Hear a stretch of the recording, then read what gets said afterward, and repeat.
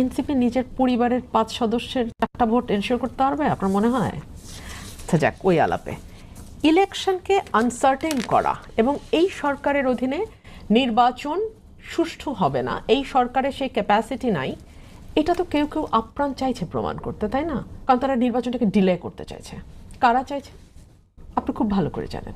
যে দলটির হয়তো এখনো নিবন্ধন হয়নি, যে দলটি হয়তো ন্যূনতম শর্তও পূরণ করতে পারছে না, যেই দলটি হয়তো মাঠের পরিসংখ্যান দেখে, ডেটা স্যাম্পলিং দেখে বুঝতে পারছে যে মানে টেনে টুনে 10 থেকে 15টা আসন হয়তো তারা পাবে, তারা কি সত্যি চাইবে যে এত শান শওকত যেটা তারা গত 1 বছর ধরে ব্যবহার করছে সরকারের লেজে লেজে থেকে, সেই শান শওকত তারা হারিয়ে ফেলবে?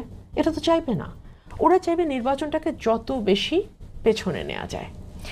আমার প্রশ্ন হচ্ছে, যেই দলটি জানে এবং মাঠের পরিস্থিতিও তাই যে আজকে বাদে কালকে নির্বাচন হলে মানুষ চাক আর না চাক